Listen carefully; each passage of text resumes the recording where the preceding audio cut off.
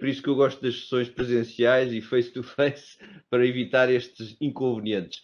Bem, vou naturalmente recomeçar a minha pequena intervenção e em benefício do tempo, uma vez mais, boas-vindas a todos os participantes. É para nós um privilégio enorme ter-vos mais uma sessão do nosso KPMG Talks. Esta é uma iniciativa, como eu dizia há pouco em silêncio, esta é uma iniciativa que a todos nós muito orgulha, não só porque vivemos aqui também um dos elementos principais do nosso propósito, que é partilhar com vocês as nossas experiências, a nossa especialização em determinadas matérias e, acima de tudo, também honrar-nos com a presença de convidados que quer venham da academia, quer venham do mundo empresarial, vêm trazer também valor acrescentado aos nossos clientes e aos nossos parceiros. Nesta sessão procurámos não fugir a esse propósito e é de facto uma sessão em que nós vamos trazer aqui um assunto que eu diria que todos nós dedicamos hoje uma parte importante das nossas agendas, avaliando aquilo que são os desafios e as oportunidades que se colocam em cada momento às organizações colocadas pelo tema do ESG. ESG que, enfim, se quiserem, os temas ambientais, sociais e de governance são de facto temas hoje centrais. Permitam-me destacar, enfim, estes elementos do painel. O Rui Hortelão, nosso diretor de comunicação, irá hoje coordenar a discussão, certamente uma discussão muito interessante que vai haver entre o Pedro e o Luís. O Pedro e o Luís, começando por introduzi-los, o Pedro é neste momento o nosso sócio coordenador pela estratégia que a KPMG tem vindo a desenvolver em matérias de ESG. O Pedro, juntamente com outros sócios e profissionais séniores da nossa firma, tem de facto vindo a desenvolver uma abordagem multidisciplinar, abordagem essa que visa, como sempre, apoiar os nossos clientes dos diferentes setores, das principais empresas, endereçando aquilo que são hoje aquilo que são os nossos desafios e as nossas oportunidades em ESG, mas fundamentalmente ajudar no processo de transformação que este assunto implica. Gostaria também de dar as boas-vindas ao Luís. O Luís Veiga Martins é obviamente uma pessoa, enfim, muito conhecida nestas matérias, tem um extenso currículo, nomeadamente na liderança do Ponto Verde, que, salvo erro, teve lá 12 anos. O Luís teve um papel muito importante enquanto Managing Director do Ponto Verde. É neste momento também o Dean for Community Engagement and Sustainability Impact da nova Business School e, portanto, é obviamente uma pessoa que neste assunto é muito importante ouvir também a sua visão da academia, mas fundamentalmente também trazer aqui alguma pedagogia, porque é importante que as nossas empresas não só tenham os apoios técnicos necessários, mas tenham também em si uma reflexão profunda sobre esta matéria. Obviamente que esperemos que nesta sessão possamos sair daqui mais ricos com a informação que quer o Pedro, quer o Luís vão partilhar connosco e obviamente gostaria de desejar a todos os participantes uma excelente sessão, esperar que no final da mesma possamos estar mais habilitados a endereçar porque é que este tema é cada vez mais uma mega tendência nas organizações. Como é que surge este conceito? Enfim, todos nós falamos do ESG, aliás, nós próprios aqui internamente na KPMG, vou desafiando os nossos sócios a endereçarem estas iniciativas nas diferentes matérias, mas é fundamental perceber também, na voz dos especialistas, como é que nós, organizações, podemos de facto incorporar os conceitos do ESG. Muitas vezes aqui estamos numa casa de auditores, este assunto é visto numa perspectiva de validação e de reporting destas matérias, mas obviamente, ouvindo o Luís, certamente vamos perceber que é muito mais do que isso também, é muito mais a transformação, é muito mais a incorporação nos processos de negócio e, portanto, estou certo que o Rui, a quem eu vou passar a palavra agora, conseguirá extrair, quer do Luís, quer do Pedro, esses níveis de especialização, essa experiência, esse conhecimento e, portanto, uma vez mais, Luís, muito obrigado pela sua presença, para nós um privilégio enorme e desejo a todos uma boa sessão e até já. Um abraço. Muito obrigado, Vítor. Bom dia a todos, bem-vindos. Mais uma vez, Luís, dando aqui sequência às palavras do Vítor e, obviamente, conhecendo quem acompanha estas matérias, o longo percurso que o Luís tem tido nesta área. como é que o ESG passou a ser uma mega tendência? Porque o Luís é quase anterior ao ESG, não é? E por isso, como é que nós chegamos a este momento em que o ESG se tornou realmente uma grande mega tendência e como é que surgiu este conceito? Ora bem, antes de mais quero agradecer, é um prazer enorme estar aqui a participar no KPMG Talks, é um prazer, agradeço ao Vítor, agradeço ao Pedro e agradeço também a ti, Rui, estares a moderar e a ajudar aqui esta conversa e começando já um pouco a responder a isso. Sim, já vem de trás. Acho que muitas destas tendências que nós estamos a ver não são novidade. Quer dizer, não são novidade, o tema começa-se a olhar de uma forma totalmente diferente do que aquilo que se olhava anteriormente. Falávamos, e tudo tem a ver com os desafios que se colocam cada vez mais ao mundo, tudo o que está a acontecer do ponto de vista, falar do tema habitual das alterações climáticas, que está a causar tem causado um impacto à sociedade, a todos nós enquanto cidadãos, enquanto às empresas. Questões também do ponto de vista social, e nós, hoje em dia, isto é um mundo aberto. Falávamos no início, ainda estávamos aqui em off, noutras geografias que não é tanto assim, mas na maioria na maior parte do mundo, é um mundo global com acesso à informação, em que todas as questões sociais estão à vista de toda a gente e o escrutínio cada vez é muito maior.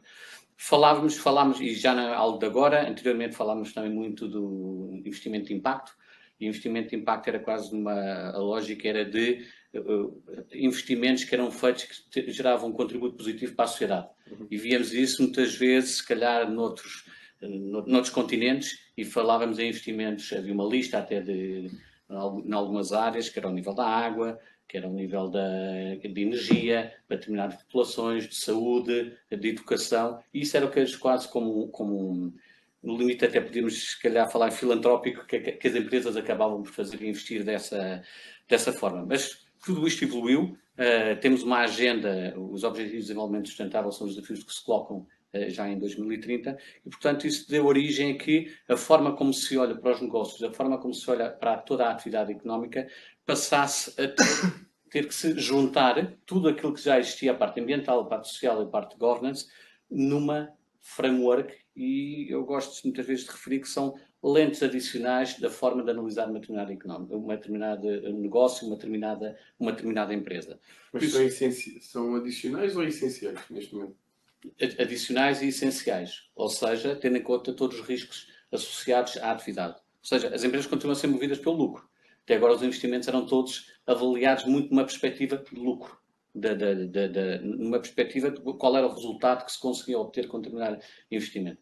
Hoje em dia, coloca-se a lente ambiental, a lente social e a lente de governance. Porque todas estas lentes, se as coisas não forem tratadas como deve ser nestas três áreas, isto pode pôr em causa o lucro da própria empresa. E a médio no curto prazo pode estar tudo bem, mas a médio e longo prazo a fatura pode ser alta. Se pensarmos em questões ambientais, na questão da forma como é feita a gestão dos resíduos, a forma como é o compliance todo que existe do ponto de vista de legislação ambiental, que já existia também no passado. Claro. Agora, há um escrutínio muito maior.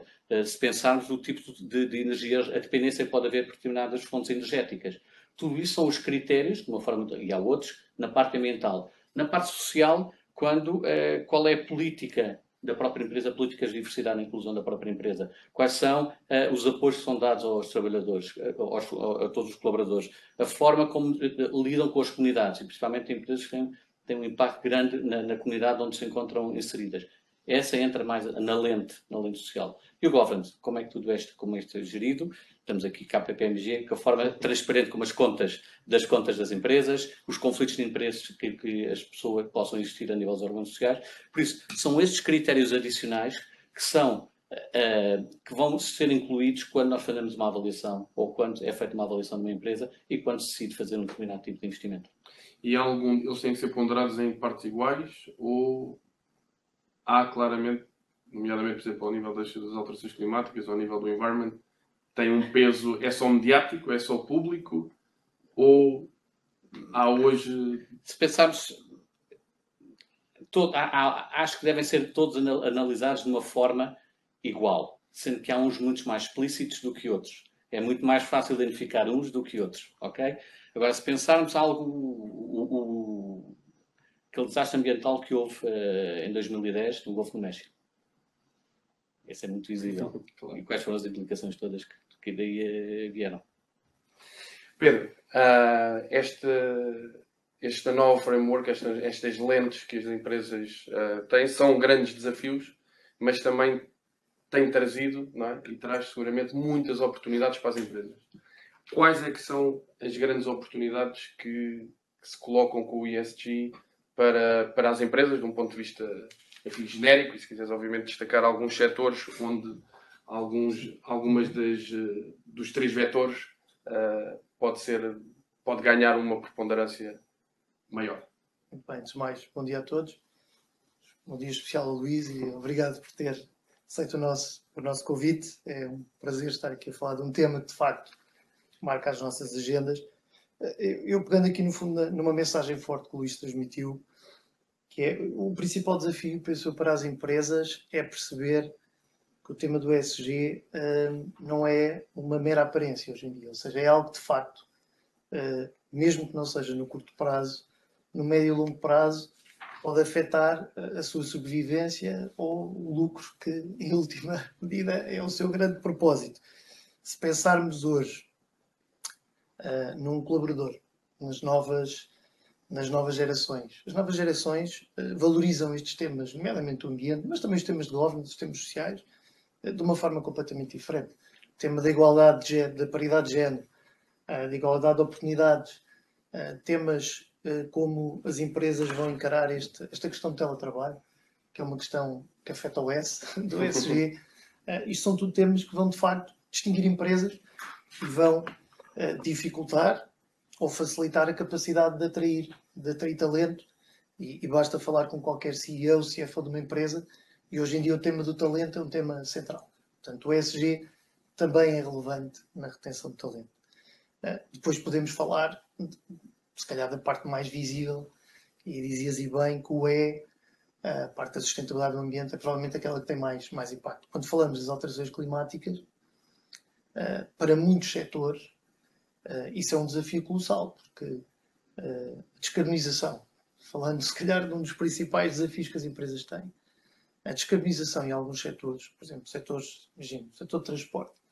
Hoje em dia o desafio da descarbonização é brutal, porque não é fácil substituir toda a frota, toda a supply chain por carros elétricos. Ainda hoje de manhã aqui em off falávamos dos desafios de ir daqui à Europa com um carro elétrico. Consegue-se, mas hoje em dia é um grande desafio. E, portanto, mas pensarmos também nos processos produtivos. Os processos produtivos vão ter que ser transformados para reduzir emissões, para abraçar os objetivos da economia circular, para abraçar os objetivos da preservação da água. E além de estarmos a falar de investimentos muito avultados, em alguns casos, em alguns setores, o grande problema é que ainda nem existe tecnologia para resolver as necessidades. Portanto, eu diria que outro grande desafio para as empresas é, de facto, o avultado investimento.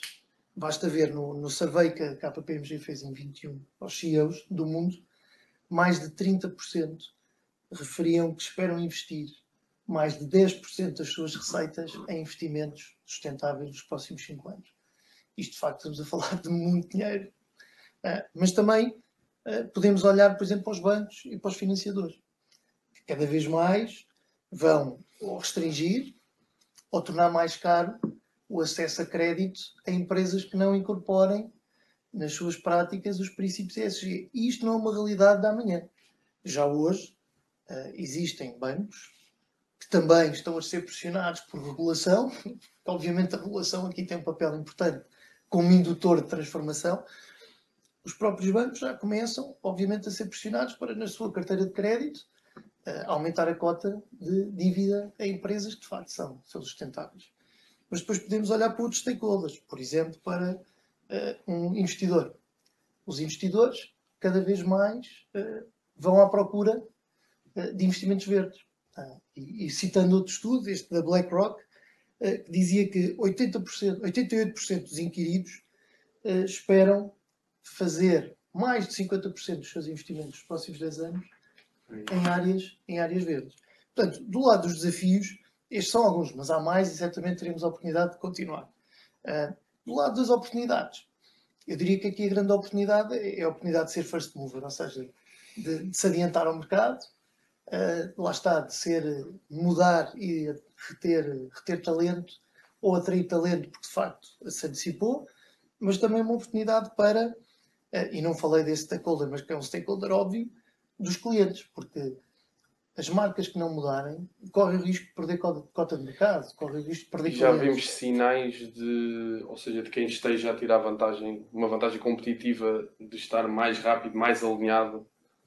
Sim, eu acho que temos vários exemplos de marcas que se estão a adiantar. É verdade que depois há aí um tema que também entra muito hoje em dia, que muitas estão-se a adiantar, mas se calhar correndo mais ao greenwashing do que propriamente a alterações efetivas, mas obviamente um exemplo, quem se estiver a adiantar, por exemplo, quem estivesse preparado para a descarbonização e se já tivesse definido a sua estratégia e definido os investimentos, pode, por exemplo, beneficiar agora de fundos do PRR, que temos 705 milhões, o último aviso que saiu agora em janeiro, para as empresas poderem candidatar-se a iniciativas de descarbonização. Obviamente, uma empresa que ainda não fez a sua avaliação tem que apresentar a sua candidatura até abril, está fora. Mas vai haver mais oportunidades e, obviamente, quem estiver à frente provavelmente vai conseguir beneficiar, por exemplo, de green bonds, portanto, reduzindo o peso, o custo da sua dívida. E hoje em dia, quando falamos, por exemplo, do risco de subir a taxa de juros, este vai ser um tema relevante e os temas ESG também vão ter aí uma palavra a dizer. Obrigado, Pedro. Luís, relativamente especificamente às alterações climáticas, não é? Que é o eixo mais visível que muitas vezes ganha aqui, quer de quem o está a fazer verdadeiramente, pela questão dos objetivos, quer de quem ainda está apenas, calhar, a fazer um bocadinho de maquilhagem e que, obviamente, encontra aí um pouco mais conforto. Mas, especificamente, no respeito aos riscos climáticos e olhando agora especificamente para os setores nacionais, quais é que são os mais vulneráveis? Onde é que as empresas portuguesas, que setores é que estão mais vulneráveis a esta situação? Eu, se calhar, antes de responder, só complementava ali o que o Pedro estava a dizer. Do ponto de vista de financiamentos europeus, alguns daquilo que está presente em cada um dos critérios passa a ser também critério para a atribuição de investimentos. E ainda recentemente estivemos envolvidos numa candidatura em que uma das perguntas é qual é que é a política de diversidade e inclusão da própria dos já não é condicional, já é obrigatório em cada um dos... Como é que é a contribuição para a descarbonização? E, portanto, a curto prazo ainda não, médio e longo prazo, isso as empresas começarão a sentir. Respondendo então à pergunta, eu acho que é importante para perceber quais são os setores, rever a matéria dada, ok? Não pondo aqui uma questão académica, mas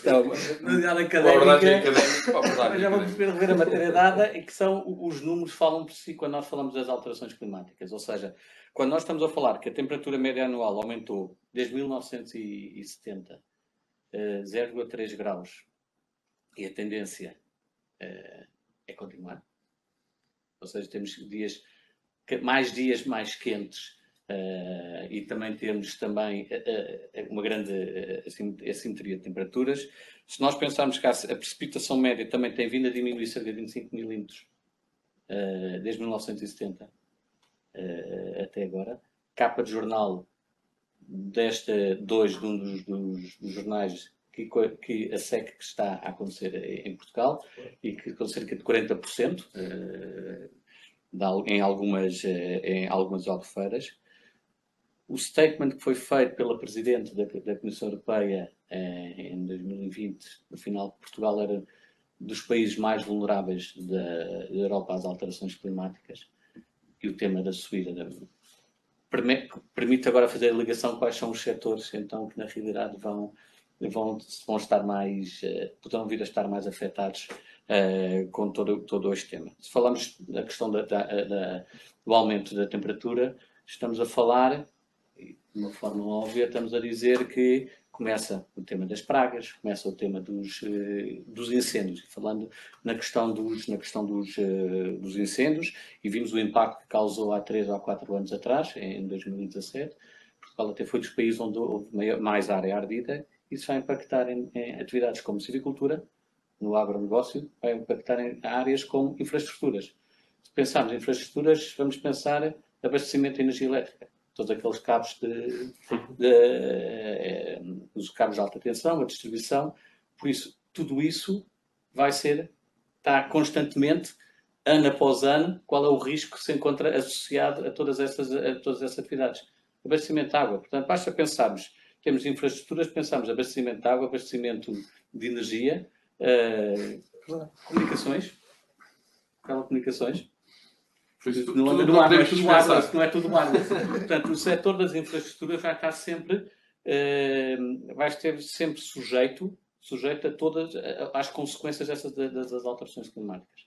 Podemos juntar logo ali um outro que está ali ao lado, quem vai cobrir todos estes riscos. Entramos no setor financeiro e entramos também nos seguros, nas companhias de seguros. Direto. Ou seja, vai ter impacto ao nível dos prémios, mas pode também ter impacto ao nível das pessoas. Ou seja, se as pessoas estão localizadas em zonas com maior stress, digamos assim, hídrico, os prémios, os nossos próprios prémios também podem ter aqui um determinado impacto, pode levar a questões de desigualdade social, etc, mas não vamos agora ir por esse caminho.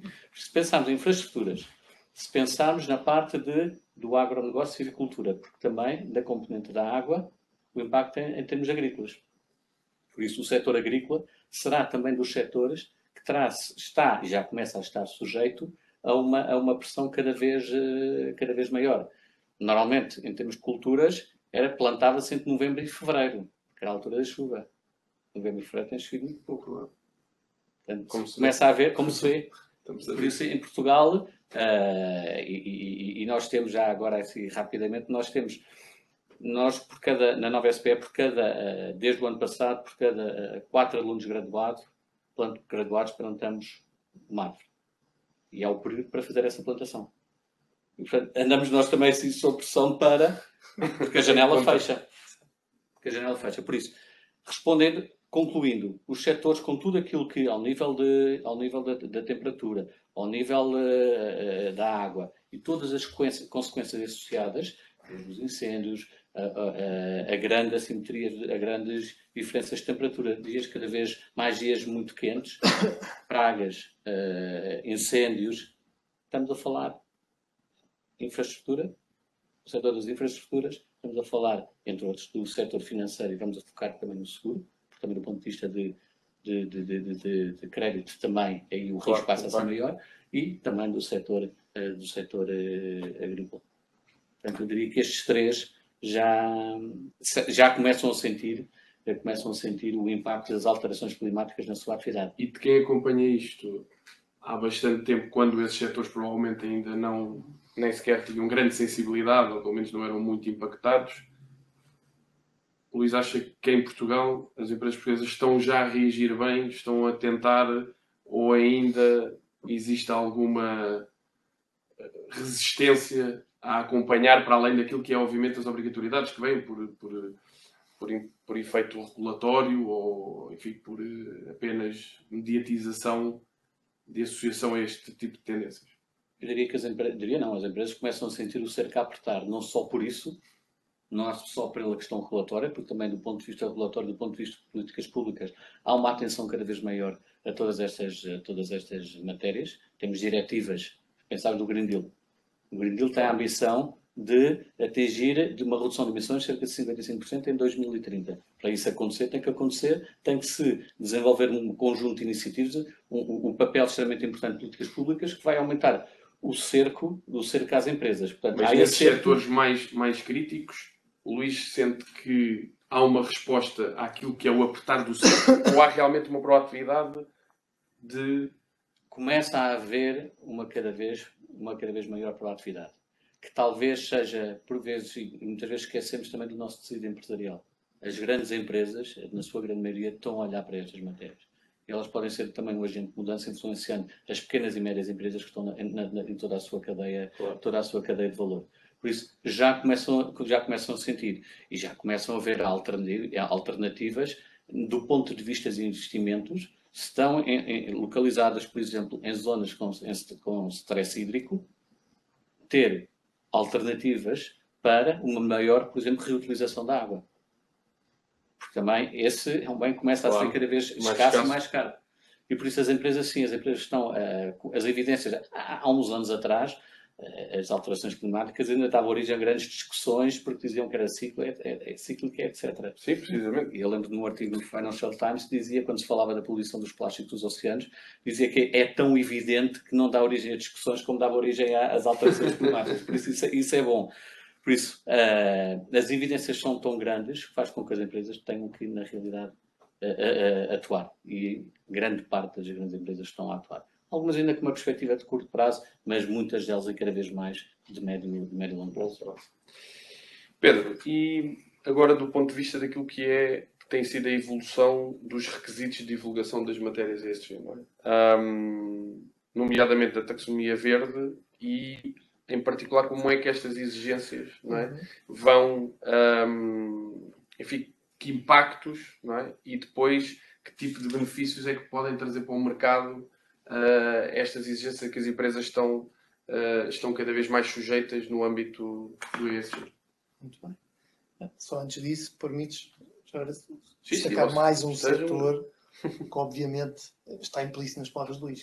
Se pensarmos no peso do turismo em Portugal, será um setor que, se não cuidarmos, de facto, do nosso país, vai ser também fortemente afetado.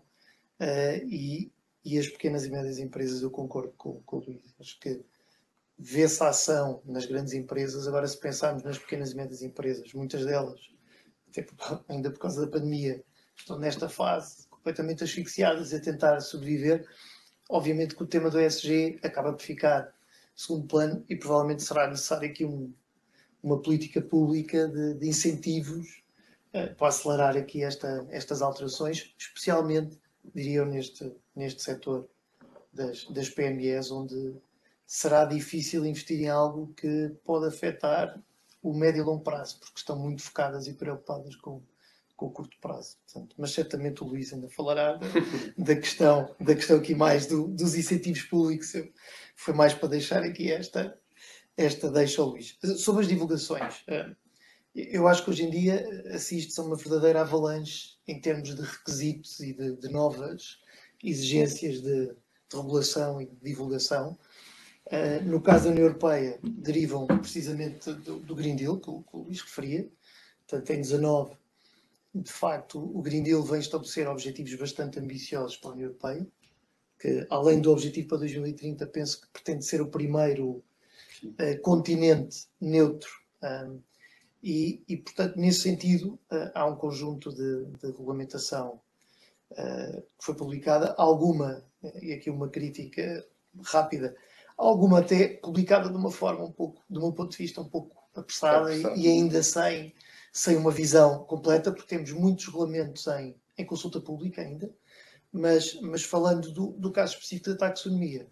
A taxonomia vem responder a uma carência de informação no mercado. Portanto, hoje em dia fala-se muito de empresas verdes, empresas sustentáveis, mas faltava, digamos, que uma framework comum que permitisse comparar as várias empresas. Um bocadinho o que aconteceu com as IFRS, aqui na parte mais, agora aqui um defeito de profissão, quando há uns anos também saíram as IFRS, porque de facto era preciso comparar demonstrações financeiras no mundo, mas cada empresa estava num determinado país e tinha um framework contabilístico diferente e, portanto, não havia comparabilidade.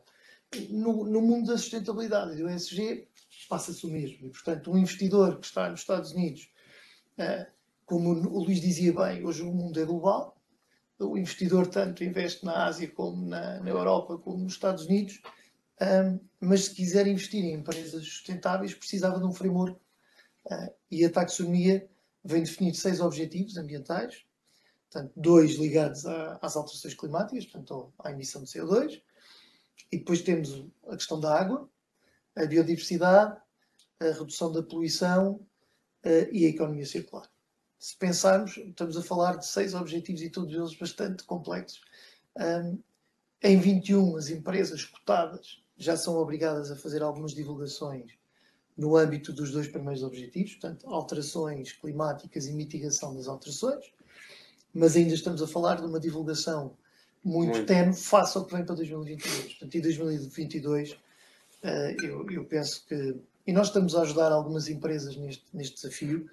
2022 vai ser um ano muito desafiante para as empresas em Portugal, porque vão ter que divulgar um conjunto alargado de informação sobre os 6 objetivos, o regulamento que vai definir as exigências de divulgação de 4 dos objetivos ainda não está publicado. Portanto, hoje as empresas não sabem o que é que vão ter que divulgar em dezembro.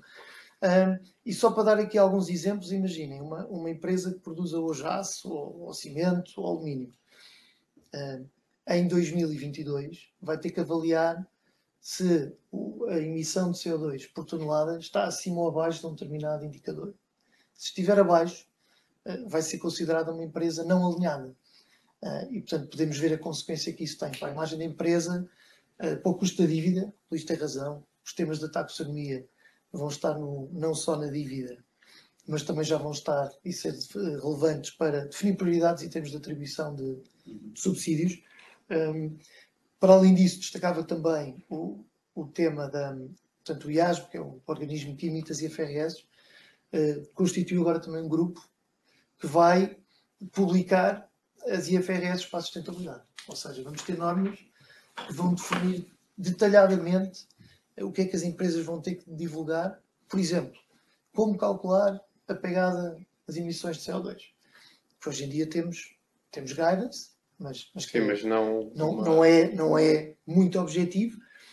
E, portanto, eu diria que nos próximos anos as empresas vão ser, de facto, confrontadas com um conjunto brutal de novas exigências. O escrutínio está a aumentar. E qual é a vantagem para o mercado? Respondendo à última parte da tua pergunta, a vantagem para o mercado é mais informação e mais comparabilidade. Mais uma vez alerto, qual é o risco? É esta crescente tendência de divulgação dar origem também a uma tendência de greenwashing, e portanto nós certamente falaremos disso mais daqui a pouco. E portanto eu acho que o grande desafio é as empresas prepararem-se e perceberem que impacto é que vão ter nos seus processos, nos seus sistemas, para conseguirem ter a informação que vão precisar para divulgar ao mercado. Porque hoje em dia, boa parte daquilo que vai ser exigido não é captado, não é monitorizado pelas empresas, porque as empresas não estavam focadas, de facto, nessa necessidade. Luís, este tipo de exigências pode favorecer as maiores empresas, ou seja, aqueles que já estavam mais preparados? Pode cavar o fosso ainda mais? Eu diria que eu poderia posso responder de 2 maneiras. Tinha um amigo meu que e essa não. Essa não. E é tudo. Algumas empresas, as grandes empresas tendo mais recursos e tendo essa possibilidade de ver às vezes um pouco mais à frente, sim, têm-se vindo a preparar. E isso poderá aumentar o fosso. Não se formos ver na perspectiva mais não copo cheio, copo meio vazio, é se essas empresas puderem ajudar as outras, e essas que falamos, e acho que é bom falarmos pela terceira vez nas pequenas e médias empresas, aqui, porque nós vamos ter pequenas, se não me falha, é cerca de 1%.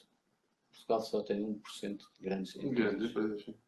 99% são pequenas e médias empresas que trabalham com essas grandes empresas. E por isso as grandes empresas têm um papel extremamente importante, porque vão precisar também das pequenas e médias para ajudar a que esse fosso ou esse diferencial seja cada vez mais reduzido. Porque vão precisar deles, tem que ser cada vez mais com uma lógica do ponto de vista da concorrência global, a própria cadeia de abastecimento das grandes empresas, eles têm que responder por todos os stakeholders. Claro, e se entrarmos por aí, veja-se o que aconteceu em termos de cadeias de fornecimento globais, veja-se o que aconteceu nos últimos 2 anos. E por isso é importante este trabalho conjunto e esta ajuda que as grandes empresas podem dar às pequenas empresas para que elas possam acelerar todo o processo. Porque ao fim e ao cabo, a grande vantagem é, se calhar as grandes empresas levaram 10 anos, 15 anos, não vamos estar a medir isso. As pequenas e médias não vão demorar não necessitam demorar tanto tempo. Podem não só ter a ajuda, e também a realidade é completamente diferente. Claro, o caminho a desbravar é completamente diferente das grandes empresas. Agora, as grandes empresas têm um papel extremamente importante. E mudando, não querendo agora ir aqui, mas quando for a questão das políticas públicas, o Luís está à vontade para comentar, mas eu não quero insistir já nesse tema. E antes, à questão dos consumidores, até em benefício do tempo, e já foi aqui referido que, do ponto de vista, os consumidores podem, ou seja, na escolha, tal e qual como o Pedro referiu, relativamente também aos próprios colaboradores, fazer a escolha do que consomem, fazer a escolha da empresa onde querem trabalhar, em função também do alinhamento dessa mesma empresa com os princípios da ESG.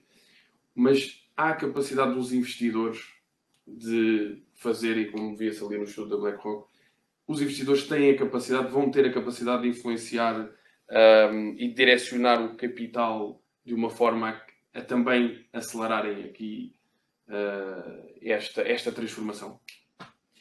A resposta é sim. E os números, a tendência do ponto de vista de investimento em Sustainable Finance, e vamos falar em investimento em Sustainable Finance, falam por si. De acordo, neste momento, eu julgo que os ativos de investimento sustentável que incluem ESG aumentaram 15% entre 2018 e 2020, e se formos buscar em 2016, 55%. E por isso, claramente, os investidores estão a dizer, isto é um estudo da Global Sustainable Alliance, a tendência de crescimento e a disponibilização de dinheiro para investir em empresas, em áreas de ESG, vamos chamar dessa forma, tem sido cada vez maior. Porque se pensar numa lógica de médio e longo prazo, é onde os investidores vão dizer eu quero colocar lá o meu dinheiro. O desafio, e por isso a resposta, mais uma reforço, a resposta é sim. As pessoas não vão querer tudo aquilo que nós falámos, e temos vindo a falar aqui ao longo agora aqui da nossa conversa, em que falámos das alterações climáticas, falámos dos setores que serão mais impactados com tudo isto, o papel que vamos ter todos para um processo de descarbonização. Os investidores não vão estar a colocar o seu dinheiro em empresas que a curto ou médio prazo o retorno pode ser extremamente baixo. Não, eu quero, mas é colocar o dinheiro... O retorno ser extremamente baixo, porque é depois penalizado por tudo isso. Por isso, onde eles vão investir, são empresas que já estão a fazer essa jornada, que já começaram e já estão a dar sinais claros dessa jornada. Pegando outra vez em notícias, e não mencionando o nome da empresa, mas pegando em notícias de hoje de manhã, uma empresa que diz que foi hoje anunciar que em 2024 vai produzir, estamos a falar de uma empresa industrial, apenas com energia renovável.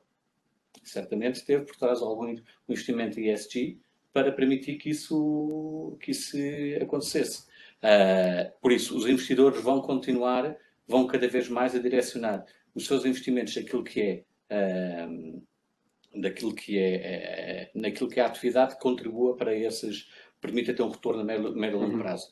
Não apenas na atividade já ongoing, mas também do ponto de vista de inovação. E cada vez mais, a inovação, felizmente, todos aqueles desafios que o Pedro referiu em diversos setores económicos, sim, que é uma barreira enorme à descarbonização, no curto prazo, mas vai promover a inovação, vai promover a criação de novos negócios. E também fundos ESG estão a olhar para esse tipo de ideias que possam surgir, nomeadamente, e pensando o grande desafio que se coloca a nível de resíduos. Okay? Muitos investimentos também que estão a acontecer de investimentos de processos de waste to energy. Mas se calhar começa a haver outras soluções, mais inovação de waste, e estamos a falar aqui de plástico essencialmente, para a produção de matéria-prima reciclada para a produção de plástico, para ser incorporado na produção de novos plásticos. Portanto, esse é o tipo de investimento, e dando aqui, existem outros também ao nível da mobilidade, que os investidores estão a olhar cada vez mais e é onde querem colocar o seu dinheiro. Por isso, sim, sem dúvida.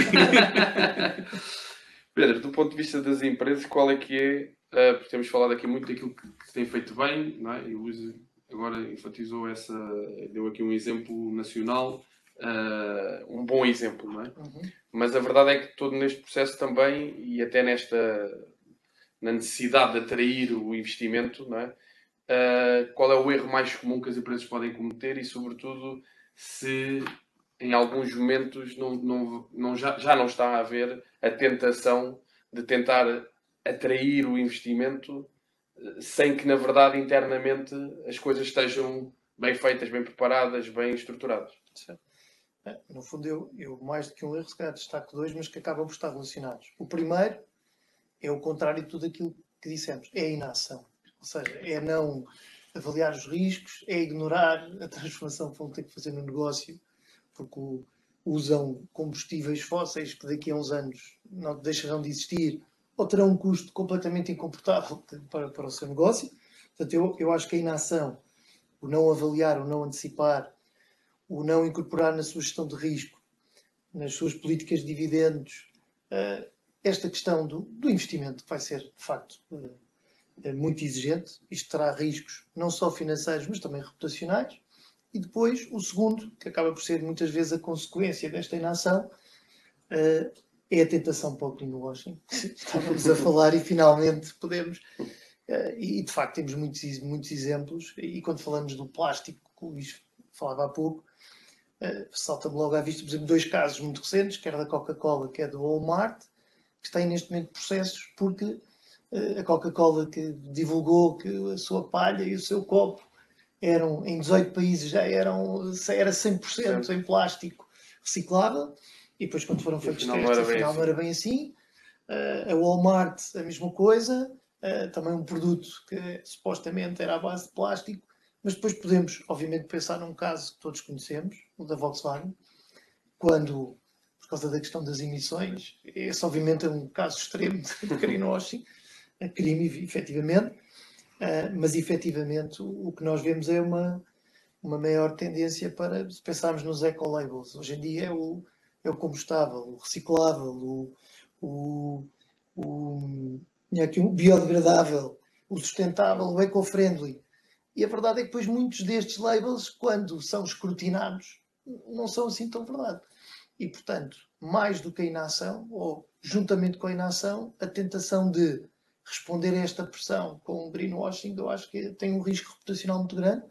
E este caso da Volkswagen é notório. A Volkswagen, quando ocorreu este caso, era líder, um dos líderes em muitos segmentos, e ainda não recuperou. Ainda não recuperou. E todos os especialistas dizem que, de facto, esse evento teve um impacto muito grande na credibilidade para o mercado. Muito bem, Pedro. Estamos a entrar na fase final daqui da nossa sessão. Eu desafiava também todos aqueles que nos acompanham a lançarem as suas questões, se quiserem, que sejam respondidas pelo Pedro e pelo Luís nos últimos minutos que vamos reservar nesta nossa sessão.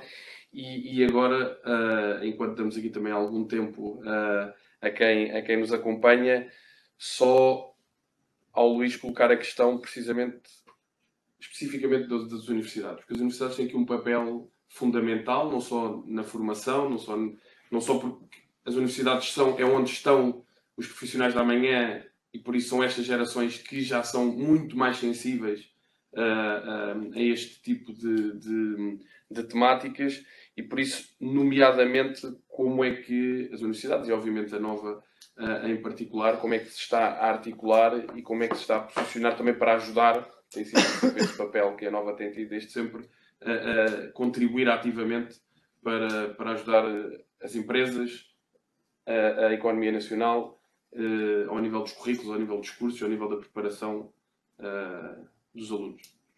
Sim, nós temos, e tendo em conta a nossa comunidade, temos uma pressão também por parte dos nossos alunos relativamente a estas temáticas. E antes de responder à pergunta, dando um exemplo de que a dada altura houve a possibilidade de fazer um teste num determinado tipo de serviço para um determinado tipo de produto, no campus da Nova SPE.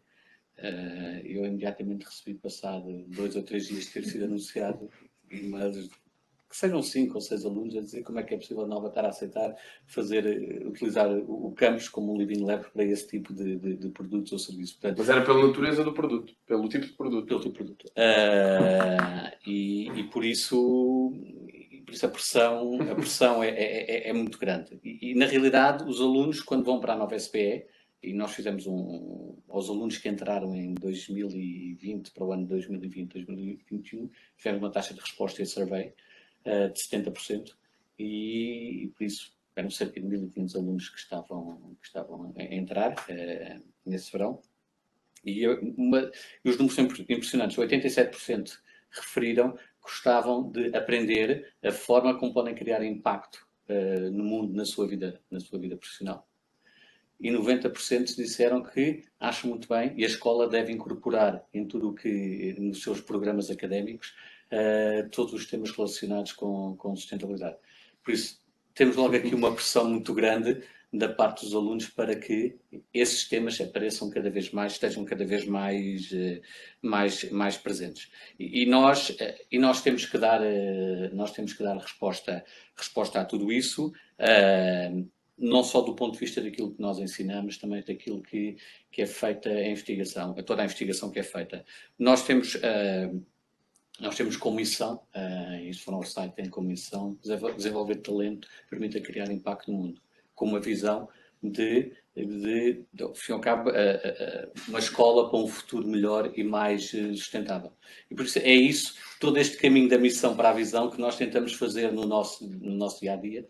E ainda o ano passado também começámos a medir, portanto, estas coisas é importante começar a medir, porque é muito bonito ter todas estas, vamos lá, estas visões e missões, e temos o nosso próprio modelo de impacto.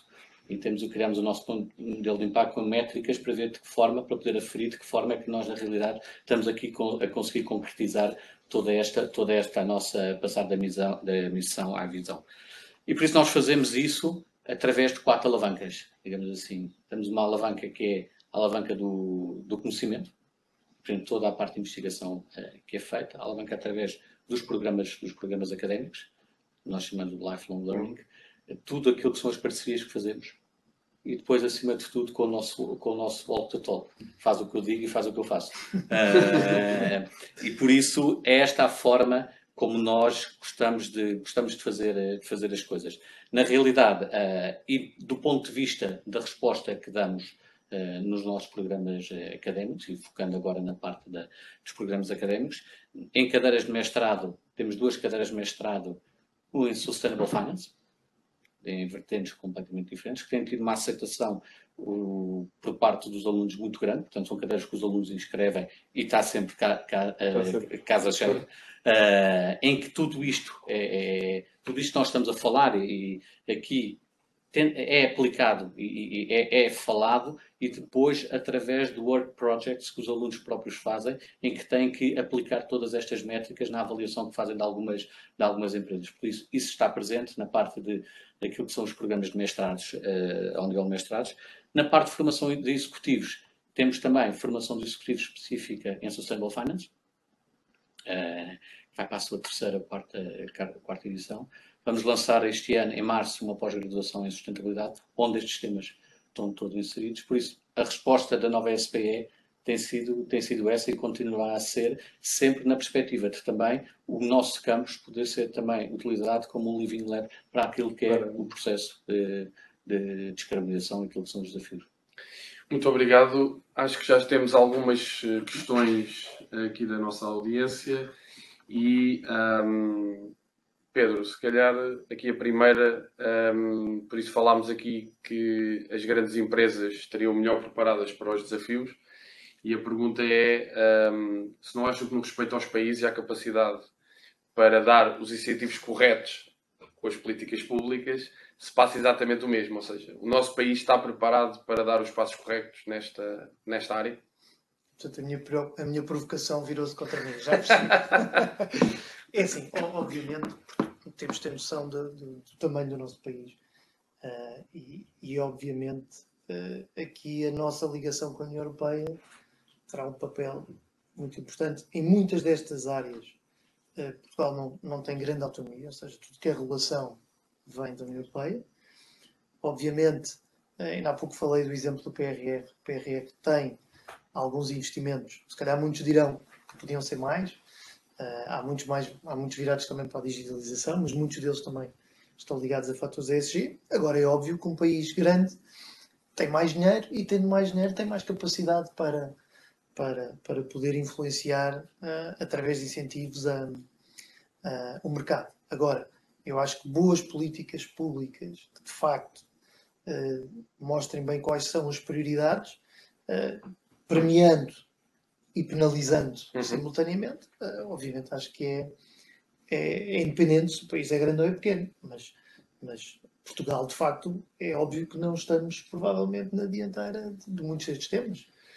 Pois, é só uma questão de capacidade, de dimensão do país e dinheiro, ou há realmente aqui o que é que poderia ser feito mais ao nível de políticas públicas para acelerar e para suportar melhor esta mudança? O Pedro referiu há pouco, agora mesmo, a questão da União Europeia, e concordo que não há. Temos as diretivas comunitárias e, por isso, a forma como depois as implementamos pode variar de Estado-membro para Estado-membro. Mas acho que nós, o continente europeu, tem uma coisa que muitos continentes não têm, e muitos países, como por exemplo o país europeu, é uma vontade política muito grande. Ou bem ou para mal, uma vontade política muito grande para fazer as coisas acontecer. E por isso, isso já será meio caminho andado para que seja possível. Se é a questão das políticas públicas, a grande discussão que tem existido em Portugal tem sido se o incentivo deve ser dado diretamente mais às empresas ou mais a um setor público, que por sua vez vai beneficiar as empresas. Em alguns países, o apoio tem sido dado diretamente às empresas, porque isso vai fazer crescer a economia. E eu julgo que essa é a grande discussão que se coloca neste momento e que dá origem a destas divergências. Mas qual dos modelos é que é mais eficaz? O que já mostra mais... Eu acho que tem muito a ver com o pensamento de cada um. Estamos numa semana em que este tem estado na ordem do dia. Mas, na realidade, o que faz mover toda uma economia são as empresas, são o setor privado, que vai permitir gerar riqueza para o país. Por isso eu diria, voltando, se é uma questão de dimensão ou não é uma questão de dimensão, não. É fazermos as políticas públicas certas, nos setores certos, para conseguir concretizar objetivos de médio e longo prazo e não objetivos de curto prazo. E pelo que entendo, aproximando também das empresas. Obviamente. O tamanho. Outra questão. Há setores com supervisores e reguladores mais atuantes e com maior nível de exigência do que outros. De uma maneira geral, como é que os reguladores dos diferentes setores em Portugal têm estado a lidar com este tema? E quais os setores em que os reguladores já avançaram mais? Pedro, pode-nos dar...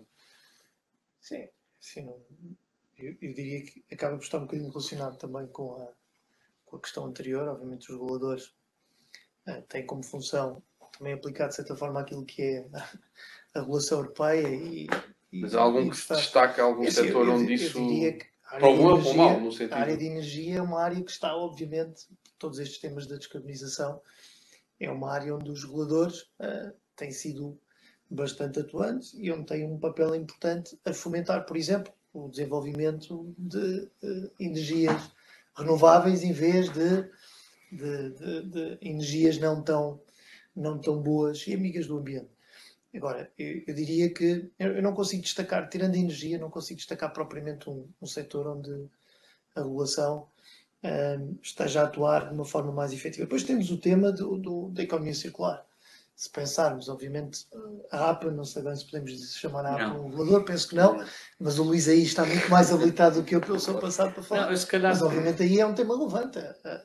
Quando falamos de economia circular, há um conjunto de medidas que podem ser tomadas para acelerar. Agora, eu acho que essa parte... Não, se calhar acaba um segundo que tem vindo a fazer um trabalho muito importante nos últimos anos, é considerado quase como uma referência a nível dos reguladores não europeus, mas a nível mundial, que é a ERSAR, que é da água e resíduos, com um enfoque muito grande, desde sempre, o enfoque tem sido muito grande na água, também tem vindo a ter um papel cada vez mais ativo e na área dos resíduos, mas a ERSAR tem tido um papel, essa área tem tido uma evolução muito grande do ponto de vista regulatório e o trabalho que a ERSAR também tem vindo a desenvolver, a parte da energia, tem sido, porque é um caminho mais visível, mas já começou há muitos anos. Claro. Todo o tema de saneamento, pensamos só em saneamento, todo o processo, Sim, toda essa área, o investimento que foi feito é brutal. Sim. E o regulador aí teve um papel extremamente importante. Mesmo, por exemplo, quando tivemos em 2014, 2015, em que houve vontade política para garantir que todos os municípios passavam a ter uma taxa de resíduos. Havia municípios que não tinham a taxa de resíduos, o que criava aqui uma concorrência desleal entre setores. E aí houve uma tomada de posição clara da parte do regulador. Por isso, do ponto de vista da regulação, estamos no bom caminho, independentemente de estarem mais avançados ou menos avançados. Não fazendo uma hierarquização, mas dando exemplo, sim. Estamos no bom caminho e estes são 2 bons exemplos nessa matéria, do meu ponto de vista. Muito bem. Agradecer a todos também que nos ouviram e colocaram as suas questões.